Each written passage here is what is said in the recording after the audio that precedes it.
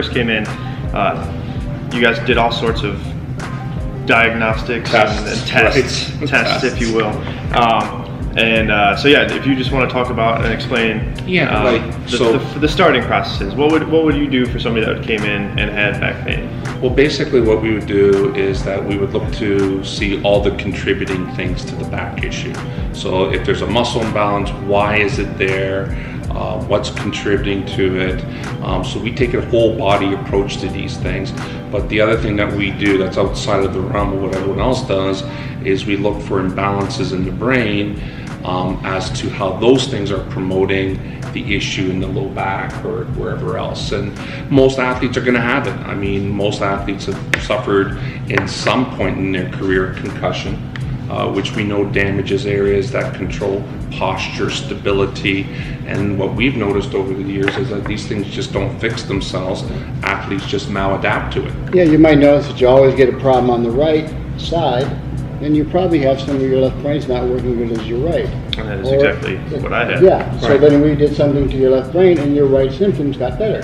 So we knew we were on a track there, so we could accelerate your changes through the acupuncture, the adjustments, etc. Yes. And the problem is if these don't get corrected, then there's other compensations and other joints that tend to come out. And so now you got, and you see this now, they get one injury, then they get another, and then they get another. Happens all the time because they might be functional on what they got first, but then something else happens. And being an athlete, you don't want any downtime at all.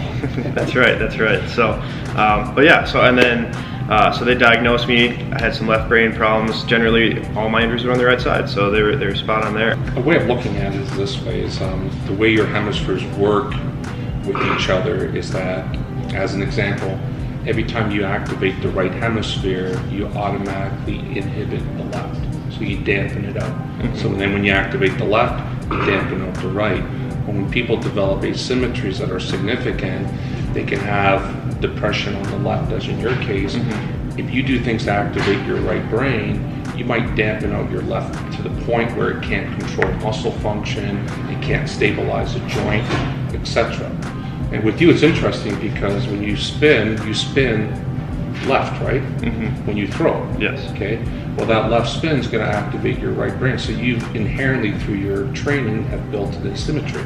Yeah. And it can get to the point where also now you develop a chronic injury that doesn't go away. Oh, yeah. And your perceptions, like this side of the world and this side, they're seen by different parts of the brain, so it doesn't match, and then you get all that anxiety you talk about.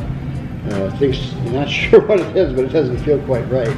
So yeah, so this applies to not only just hammer throwers, but pretty much any sort of throwers out there, especially shot put discus. We all generally turn the same way, and I think even for most other sports, let's say if you're playing soccer and you're kicking with the same side every time, I'm sure that could throw sprinters, speed skaters, always going the same way. Well, we had one professional hockey player. He wouldn't go one way because he knew that he wasn't good. So it just wouldn't go that way. But after a while, people kind of started to notice this. So that didn't work. So we actually had to fix so he could go there, and he felt good. So I don't think we realize that. We just make automatic compensations because you are a professional athlete and you do the best. But in the run, it's going to ruin your end game. Yeah, it's one of those things that if you fix, can make a big difference in performance, and that's what we were after. So, and the fun thing working with guys like you is that you're motivated, you're healthy, and you respond because you have the base to respond to it. Right. Some people, as we get older and stuff like that, it becomes more difficult because you don't have that base to respond. So basically, we do a lot of work when we look at various types of eye movements and how the eyes move under different conditions. And the reason we do that is that the areas of the brain that control eye movements are also intricately involved in controlling pain perception. So we often see a real good correlate between athletes who have chronic pain, who have suffered a concussion, and residual alterations in their eye movements. So if you don't rehab those things, it can promote a chronic issue that an athlete struggles with for a very long time. Yeah, no, that stuff just blows my mind. It's very interesting. And that's one of the things we look for you, and you have some minor changes that didn't look that significant, but just making those differences actually takes you to that next level. Yeah, and these sort of, like you said, the eye problems and stuff like that is a product of some sort of brain trauma, essentially, right? So whether it be concussion, head trauma. Yeah. So that could be, whether it be from like a football hit, from getting knocked in the head, whatever it might be. Car accidents, exactly. Yeah. People see stars, they probably dropped their brain a little bit. Yeah, like we used to think years and years ago that, you know, if you just smacked your head, you don't have to knock yourself out to have a concussion. And the general line of thinking was, well, just let the brain rest, it's going to fix itself.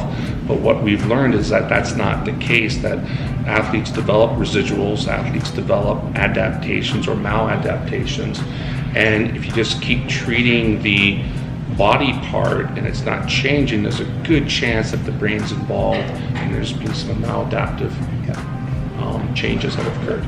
A lot of people say they're into brain-based treatments, and a lot of people tend to take a general approach. Okay, like, well, we know this is going to affect the brain. Well, what we've learned is that it's not guaranteed. I mean, you can physically do things that are going to increase the imbalance in your brain and decrease your performance, though you're doing a brain-based treatment. Okay, so what we try to do is that we try to measure things, and we measure areas that we can identify with different parts of the brain, and then we correlate that to what's happening with the athlete and how it's hindering their performance, and then we apply a treatment, and then we measure again. And if we get improvement in those measurements, then we know we're on the right track. If we don't, it's real simple, we have to change it. Right, we know those measurements, the pain will get, we know the pain is going to get better because the measurement shows that we now have a more efficient brain. Or maybe a lot of times people, when they injure a certain part of the brain, they become anxious, don't even know why. It's part of their brain is injured. Oh yeah. So and there's some of it's called behavior. It's when people want to have this brain turned off, their behavior changes. Right. And they don't know what it is, and they just kind of learn to adapt to it. Yeah, so if you guys are in the Minnesota area, this is where you need to be. Minnesota Concussion Chiropractic Arts. Yeah, and if it's athlete, general population, doesn't matter. They can make your injuries better. They can take your performance to the next level, whatever it might be. Yeah, I will link their website below in the description, so be sure to stop by there and check them out. If you guys have any questions for Dr. Klotzik or Dr. Stussy, drop them in the comments below, and maybe we can do another video sometime. Yeah, that'd be great. All right, cool. Thanks for listening, guys. Appreciate it.